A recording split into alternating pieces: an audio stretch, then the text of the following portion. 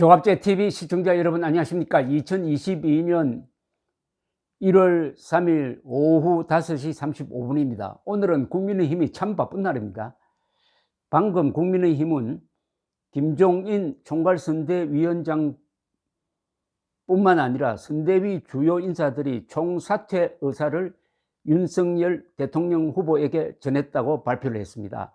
국민의힘은 기자단에 보낸 문자 메시지에서 쇄신을 위해 김종인 총괄선대위원장, 상임선대위원장, 공동선대위원장, 총괄본부장을 비롯하여 새시대 준비위원장까지 모두가 윤 후보에게 일괄 사의를 표명했다고 했습니다. 선대위의 전면적인 개편 권한을 윤석열 후보에게 준 것으로 보입니다.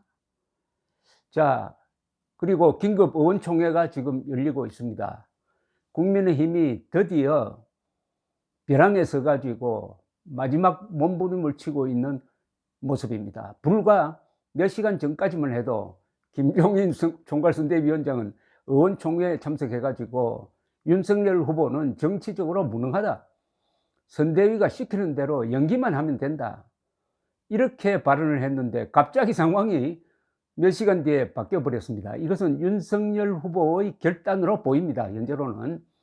그래서 기존 선대위를 해체 수준으로 개조하겠다는 뜻이 아닌가 보입니다. 이 주장은 제가 계속 해왔습니다. 이런 식으로 복잡하고 거대한 선대위를 만들어 보았자 아무 쓸모가 없다. 단출하게 저 몽골 기마군단처럼 뛰어야 한다.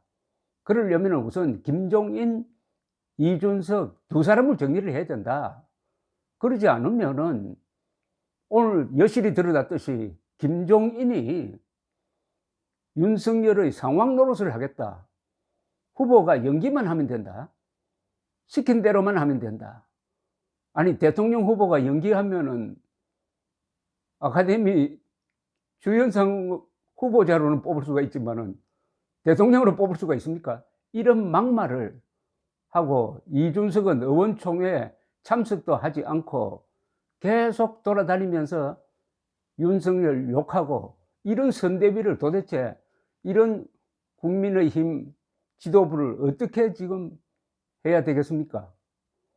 다행히 김기현, 김도읍 이런 분이 먼저 사표를 제출해 가지고 이준석을 압박을 하고 하는 분위기를 조성한 가운데 모처럼 윤석열 후보가 신속한 결단을 내린 것이 아닌가, 현재로서는 그렇게 추정이 됩니다.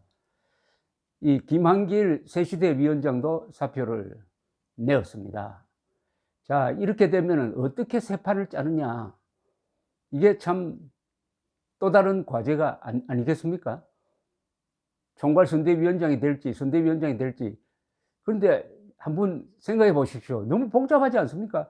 총괄선대위원장이 있고 공동선대위원장이 있고 상임선대위원장이 있고 또 본부장이 있고, 왜 이렇게 복잡을 합니까?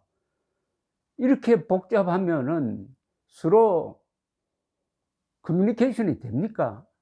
이렇게 하지 말고 단출한 조직을 만들으라는 게 저의 일관된 이야기였는데, 그 사이에 김종인, 이준석 사태가 불거지면서 지금 지지율이 떨어졌는데, 그러나 이 지지율 하락은 그렇게 걱정할 상황은 아니라고 생각합니다. 이것은 반드시 반등하게 되어 있습니다. 다른 대통령 후보들도 다 이런 걸 경험을 했습니다. 단 두 부류가 있습니다. 이렇게 떨어졌을 때 회복을 못하고 여기서 지리멸렬하는 사람이 있고 회복하는 사람이 있습니다. 회복할 때 이 반등이 굉장히 중요합니다. 반등을 하기 시작하면 그 힘으로 이기는 경우가 있습니다. 2002년 바로 노무현 후보가 막판에 정몽준 씨와 단일화를 한 그 반등 효과로서 단숨에 바로 20일 정도, 실질적인 선거운동 기간은 20일 정도밖에 안 됐는데 이긴 전례가 있습니다. 또 모든 국민들, 제가 모든 일이라고 하기가 좀 그런데 모든 정상적인 국민들은 걱정하지 않습니까? 이대로 가면은 대한민국이 다시 한번 문재명 정권을 직면하게 될 것이고, 그렇게 되면은 자유를 지킬 수 없다. 신년이 되면은 좀 밝은 마음을 가져야 되는데, 정상적이었으면은 지금쯤은 이제 정권 교체는 대세다, 이렇게 밀고 나갈 수 있었어요. 근데 왜 안 됐느냐? 11월 5일부터 지금까지 딱 2달입니다. 2달 동안 윤석열 후보가 열심히는 했습니다. 그런데 열심히 할 때마다 이준석이가 돌아다니면서 윤석열 후보 뒷담화를 하고, 그걸 정치 기자들이 써주고 하니까 국민들 보기에는 윤석열 저 사람 참 허황된 사람 아니냐. 자기 집안 단속은 안 하고 이재명 욕만 하면은 그게 먹히느냐. 또 정책 발표를 하는데 가슴에 도무지 와닿지가 않아요. 대통령이 된 다음에 해야 할 정책을 발표를 하니까, 아직 대통령 될까 말까 한 사람으로부터 그 이야기 듣고 투표하고 싶은 마음이 생기겠습니까?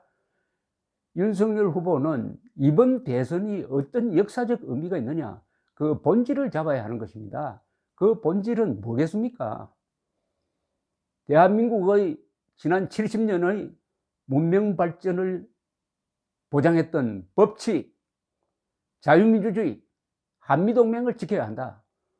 이 문재명 세력은 법치는 이미 짓밟았고, 자유민주주의는 심각하게 훼손시켰고, 한미동맹은 아주 가짜는 것으로 보는 이런 사람이고, 더구나 대장동 사건이라는 이 몸통인 이재명을 온 수사기관이 엄호하고 억울한 죽음이 잇따르고 하는 이런 상황 아닙니까? 이 선거의 본질을 가지고 국민들에게 호소하는 거죠. 새로 정책 발표할 필요가 없습니다. 윤석열 후보는 정책 발표 안 해야 됩니다. 굳이 하려면은 문재인이가 망친 것만 제대로 하겠다고 한 10개만 하면 됩니다. 대한민국이 생일이 없는 나라로 만든 게 문재인 대통령 아닙니까? 이때는 대통령이란 말도 붙이기 싫지만은 1948년 8월 15일을 건국기념일로 삼겠습니다. 탈원전 완전히 백지화 하겠습니다. 9.19 군사합의는 북한이 어겼으므로 백지화 하겠습니다. 종전선언 반대합니다. 북한의 핵 폐기가 현실화될 때까지 철저한 국제 공조로서 제재를 유지해 가겠습니다. 북한 인권 문제를 최고 우선순위로 삼겠습니다. 이렇게 해야 되는 것 아닙니까? 이런 게 얼마나 많습니까? 이 정부의 실정을 되물리는 것만 해도 최고의 공약입니다. 어쨌든 윤석열 후보가 이제 훌륭한 결단을 내릴 것으로 기대를 합니다. 정홍원 전 국무총리가 경선 관리를 참 잘했습니다. 관리위원장으로서. 이 상징적인 인물은 이런 사람으로 불편부당한 사람이 있어야 합니다. 김종인, 이준석처럼 이렇게 말 많고 이렇게 내용 없는 사람을 일찍이 정리를 했어야 합니다. 이번에 선대위 개편은 결국 이 두 사람을 몰아내는 겁니다. 간단하게 말하면. 감사합니다.